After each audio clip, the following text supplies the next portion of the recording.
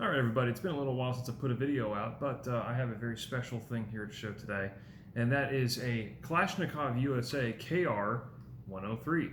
As you can see here in all of its glorious detail that I can fit in frame. So, it's Kalashnikov USA's basically, I would say like flagship AK rifle. Now, they call it a KR103 to model it after the AK103, but of course it's not a true blue AK103 because the 103s have a folding stock versus this one, which has a fixed stock. But as I'll get into a little while here in the video, I actually chose the fixed stock for a reason.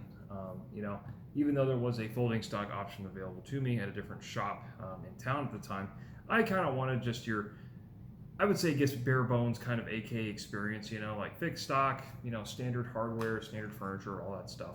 But we're going to go talking about this awesome rifle right here. So those that know that the AK market has been very kind of interesting, shall we say, in the past couple of years because of the ban, of course, from the presidency about not having Russian imports anymore into the country. So where are people supposed to get their true blue Russian AKs from?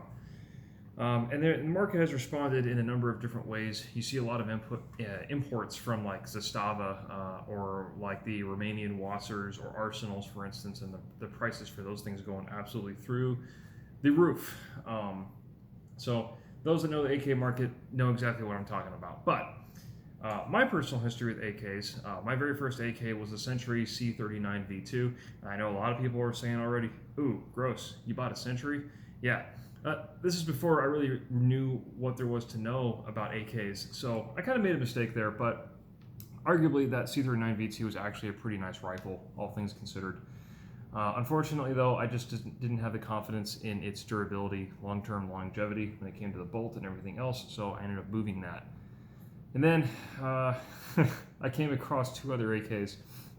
I came across a ban era 991, I think, Romanian AK, and that thing was an absolute disaster because it didn't fit all my magazines because of all the silly conversion processes and things that I won't get into in this video for AKs, but assault weapons ban era imports were very, very neutered in a lot of different ways, and it made them very hard to get back to the proper spec that they were supposed to be. So that Romanian 991 didn't turn out too well. And then, of course, I gambled and I bought a PSA GF3 rifle, and that was also terrible, absolutely terrible. Utterly inconsistent. The parts were super, super loose. The furniture was loose. The gas block lever here was loose. The whole thing kind of rattled. The safety wasn't very positive. Just everything about it was just kind of, Also, on top of that, the accuracy was incredibly inconsistent, so I ended up moving that one as well.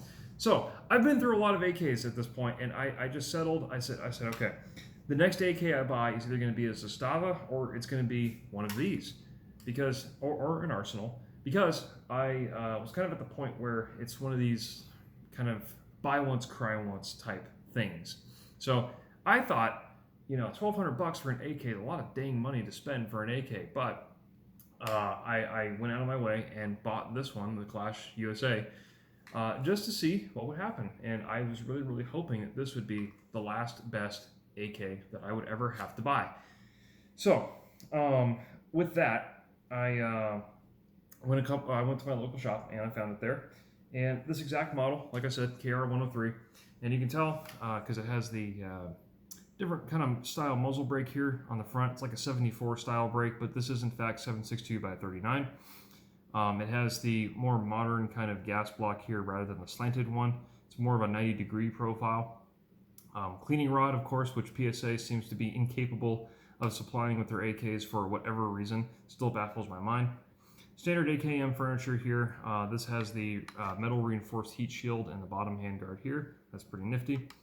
Standard rear sight, standard charging handle, standard safety. Really, really nothing crazy to go on about.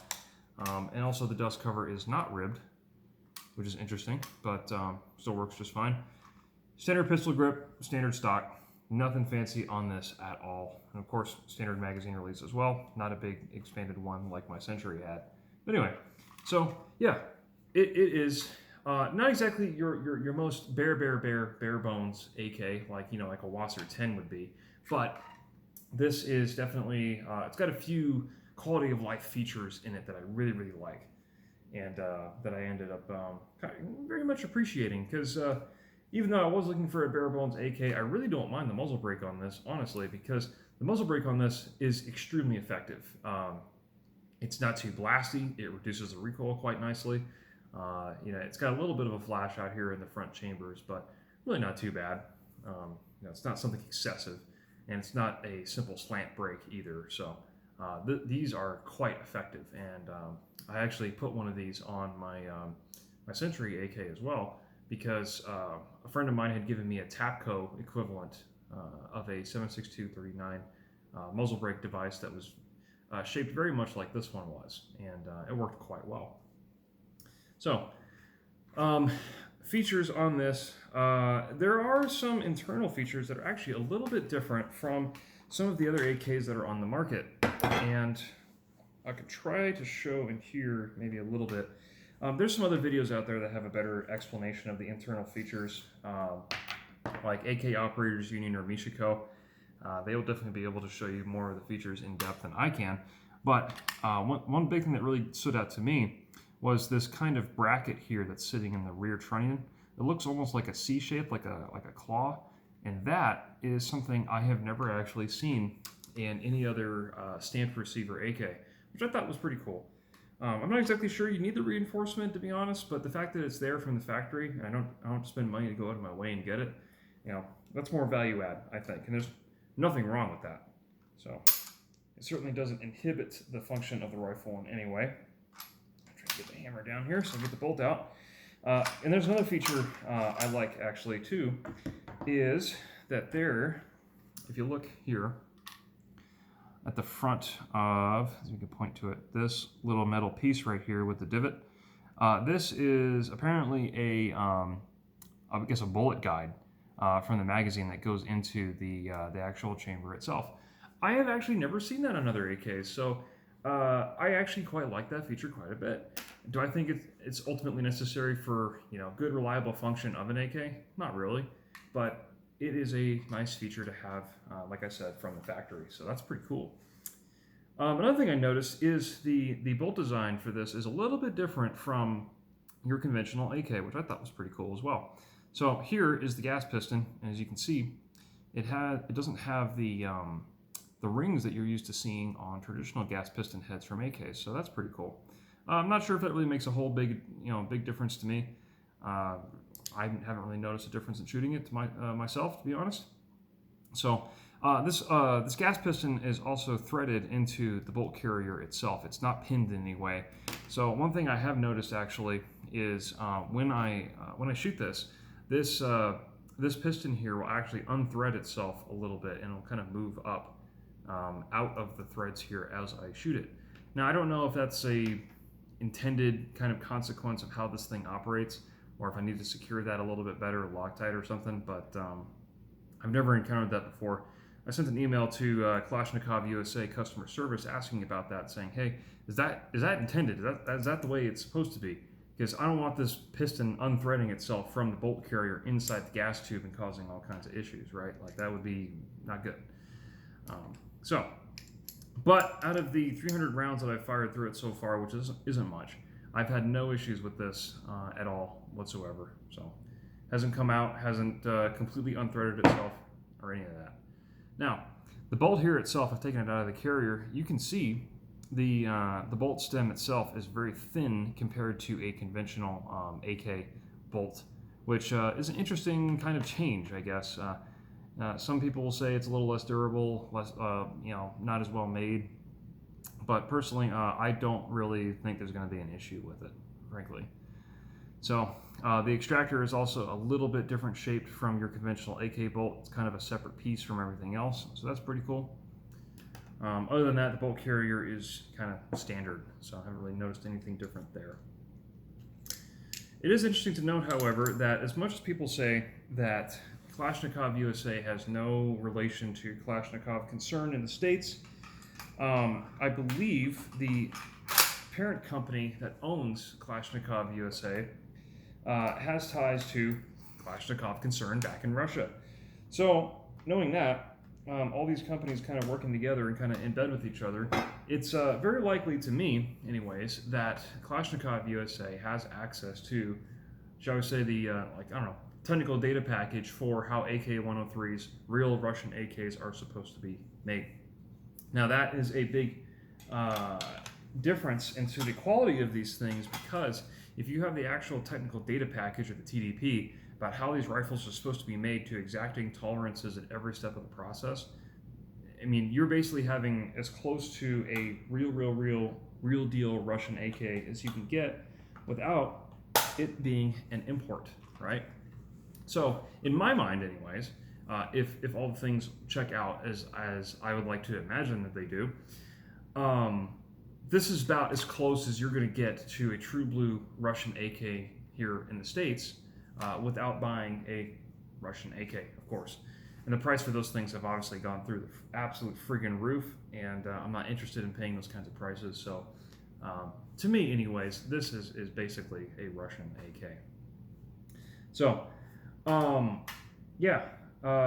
are some of the features that I noticed with it just from looking for some videos and reviews on this thing, and just personal observation myself.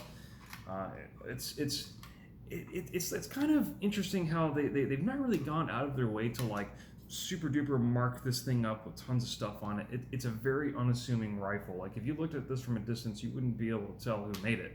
But of course, it has the standard engravings on there, you know, kind of stamped into the receiver there. It's very subtle. It's very clean. I quite like it. So it definitely fills that kind of AK niche that I've been trying to fill for a very long time. Because, like I said, I've been through some substandard AKs for a while, and I just haven't had a proper AK in my arsenal for quite a long time now. I've been kind of had to live off my SKS, which is, it's okay, but it's not an AK, you know. So anyway, it does come with their own polymer magazine, which kind of looks the part of, like, you know, your modern kind of Russian military magazine. It's marked KUSA on it. I think I've seen some sources state that these were actually Korean made, or like KCI, but I've got no data to back that up. So either way though, this magazine has worked 100% for me. No problems at all.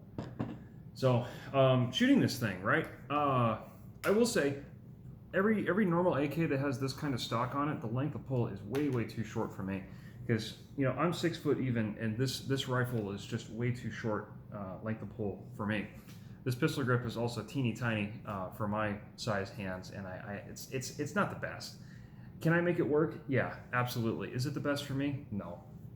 So that's why I kind of like having this recoil pad here, and you can actually see Rob Ski on AK Operators using a very similar recoil kind of shoulder stock pad here, and it just slips on the back here, slap it on there.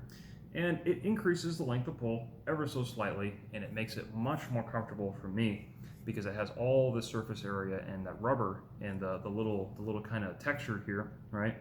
Keeps it in your shoulder way better than the conventional plastic stock does with its plastic butt plate. So this to me is almost essential when I shoot this gun. So shooting wise, so I would say the gassing, the recoil of this rifle is absolutely pristine, perfect. It is the best I've shot so far of any AK that I've had. Like my PSA, it had a lot of cheek slap. It was way over gassed. That bolt was moving way too fast. My Century C39 V2 is a milled receiver, so of course it was much heavier. Didn't feel a whole lot of recoil with that one, but I still felt like the bolt moved just a little bit too quickly. It was a very violent action, and you could feel it. Same thing with the Romanian 991, very violent action. But this has been absolutely just super smooth, even though it is a stamped receiver. Super smooth. Very pleasant to shoot. It's just enough recoil to, you know, it's fun. You know, it's engaging to shoot. It's got enough bang to it. But it's not so much that it's like hitting your cheek in that certain way. It's rattling your jawbone, it's rattling your teeth. It's kind of kicking a little too hard. Nothing like that. Very pleasant to shoot. The trigger on this is also a interesting two-stage trigger. So I'll try to demonstrate that here if we can get a little bit closer. So it's got some take up right there, and then kind of a rolling brake. But it is definitely a trigger that surprises me almost every time it goes off, because once you get to that eliminate the take up there in the trigger pull, it's a rolling brake, and it just like that. It just surprises me every time. That being said, it is an excellent trigger. This is probably on par with my C39 V2 trigger in terms of like how shootable it is. It's very, very shootable. I love it. It's good. Now, is it going to be as good as like your ultra super duper match like Geisley AR triggers? No, it won't. But it's pretty darn nice for an AK, which is saying something. So I'm very, very happy with how the trigger pulls on this. If you want to go super fast, if you want to ride that reset, you can absolutely do that with this gun. Let's see, what else? So, oh yeah. So it does have the side optic mount here, and I do have a rail left over from my, oh gosh, what did I put it on? I think I put it on the Palmetto. But anyway, a Midwest Industries mount that goes on the side here, and I put all manner of optics on this thing already just to test the accuracy. And I'm very, very pleased to report that the Barnaul brand lacquer steel case ammo is what this rifle loves the most, which is interesting when you think about it, because it's a kind of a higher tier Russian manufacturer of steel case ammo that works with a, I'm going to say Russian produced kind of Russian spec rifle. Like Russian ammo goes with a Russian rifle. Wow, imagine that. It loves that ammo. And so when I put a basic just 3-9 scope on this thing, and I'm sitting there at 100 yards, really taking my time. The best grip I got at 100 yards was 1.75 or 1 3/4 MOA at 100 yards, which is by far the most accurate AFK that I've ever shot, period. So it's just phenomenally accurate, very consistent. Most of the other groups I got were around 2 to 2.5 MOA, but I wasn't really taking my time as much with those. But like I said, best group, 1 3/4 MOA with this gun with really nice Russian quality ammo. Just awesome, absolutely awesome. I had no accuracy issues, no inconsistencies, as I've suffered with my other AKs, for instance. Especially that Palmetto, just shooting all over the freaking place, terrible. This thing had no issues whatsoever. So all of that coming together, it just really like the accuracy, the shootability, all those little nice features, the kind of the fit and finish, everything, the total package of this rifle together has been absolutely stellar, phenomenal. I have been so pleased with this rifle, because I was really hoping that this would be the last AK I'd ever need to buy, right? Need to, of course, because I don't have it. Before this, I didn't have an AK in my arsenal, right? Everyone has to have an AK. So anything else beyond this now is a want. But this has absolutely fulfilled my AK niche in my arsenal so well, so perfectly. I am extremely happy with this purchase. And like I said, I paid like $1,200 for this thing, which is, it's not cheap. It's not cheap. But I think definitely this is a case of you get what you pay for. And this is definitely one of the ones I would say you absolutely get what you pay for. So, is a comparable arsenal like milled receiver that many more hundreds of dollars better than this? That's debatable. I've seen some arsenals that have absolutely terrible finishes on them. They just don't quite feel as quality and as clean, looking as this one does. This one just looks very clean. It just presents very well. Compared to an arsenal, I've seen some of those arsenals that it seriously seems like whatever dude at the Bulgarian arsenal just literally put that rifle up on the wall and just took a can of black paint and just tossed it on it and said, nah, we're good. I don't like the finishes too much on arsenals, and I think people pay just a little bit too much for those things. But if you're looking for made in USA, right, off of a Russian TDP, these Kalashnikov USA KR103s and also the side folders they have now, I believe are probably the best bang for your buck, no pun intended, that you can get for AKs right now. I know the Zastavas are also pretty nice, but Of course, those are Yugoslavian pattern, not true AK, AKM patterns like these ones are. So you're going to have to be a little more creative with your furniture, hunting and mounting accessories and all that stuff. So I'd rather prefer to keep things kind of AK, AKM standard, stamped receiver, because everything in their motor fits that standard pattern. Not everything fits the Yugo pattern. So I don't doubt the Zastavas are nice guns, but when I want a quote-unquote true blue AK in the pattern that it's supposed to be, this one right here is absolutely the one that does it for me. So, yeah, if that wasn't enough of a glowing endorsement for this rifle, and Kalashnikov USA's kind of quality, I guess, for the price that you get, I mean, I would buy with confidence any other Kalashnikov USA product in a heartbeat. So if I really wanted to get like the KR9 or maybe even the what is it called, the 12 gauge shotgun, getting something like that, and heck, even getting a side folder version of this, because as it turns out, my girlfriend really likes this rifle. She loves shooting the AK, and I kind of encouraged her a little bit, like, hey, maybe you should get one for yourself, right? So if she does, I'm going to be like, hey, maybe you should get the side folder, because that's the more like complete, quote unquote, like real KR103, AK103 style, is to have that side folder. But I did not get the side folder because I wanted your bare bones standard fixed stock AK, and I also ordered from Boyd's Gun Stocks a blue and gray kind of laminate color furniture set for this rifle, and I'm going to put that on here, and it's going to look really nice, because I'm so happy with how this rifle has performed, how it's turned out.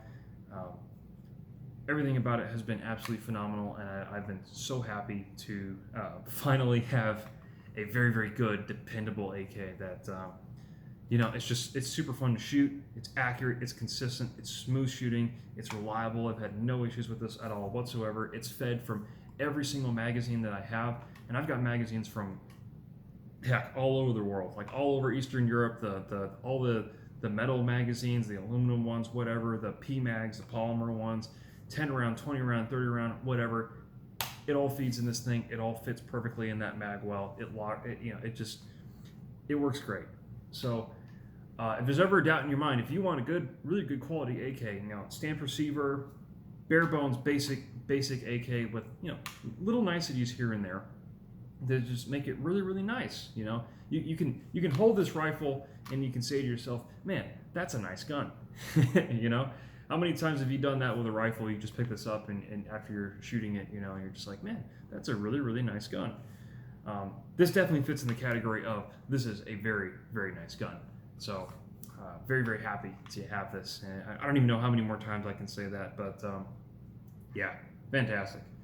So anyway, I figured I'd bring that to you guys because this KR103 has been on my radar for quite a long time, ever since they announced it, because I really wanted a nice AK to fill that niche in my arsenal, and this one has absolutely checked all the boxes for me. It's fantastic. So really can't recommend enough. It certainly beats the cheaper competition when it comes to AKs. Don't settle for a Wasser. Don't settle for the crap at Palmetto State. They're just, no, don't do that. Now, if you want to spend a little bit more, of course, you can get an Arsenal, and I'm sure it's nice too. And Zastavas are comparably priced to this, but if you want that true AK, AKM experience, not the Yugo pattern, you got to get one of these, right? So, I don't think they can be beat, frankly, for what they offer and the price that they have. It's just that good. So, very happy with how this turned out. Anyway, figured I'd bring that to you guys for those looking for an AK pattern type rifle, or if you haven't shot one before, absolutely see if you can try shooting one of these, or an Arsenal, or a Zastava. Don't bother with the Wasser 10s. Don't bother with the Palmetto States. Don't bother with all the cheaper ones like your Riley Defenses, your Pioneer Arms, your Centuries. Okay, any of the Century ones that are not imported, don't bother. Don't waste your money. Just get something that's really good from the start. AKs are definitely a buy once, cry once type deal. Learn from my mistakes, learn from me spending my money and getting burned on a few things, and go with the high quality good stuff from the start, and you will not be disappointed. I guarantee you that. So I hope you guys liked this little kind of showing off this rifle here, and just kind of, I don't know, it's just nice. So yeah. Anyway, with that, I will do another video when I get the Boyd's furniture in, to kind of give you guys a look and how that looks, and maybe do like basically like a little review on Boyd's gun stocks themselves, because I know there's a lot of people out there that are thinking like, yeah, should I buy it? Should I not? I don't know. Is it really worth the money? Because it's not cheap either to buy from them. So we'll see how that turns out. But anyway, figured I'd bring that rifle to you guys. It's a fantastic AK. Love it, love it, love it. Can't recommend it enough. So very happy with my purchase. But anyways, with that, we will see you next time.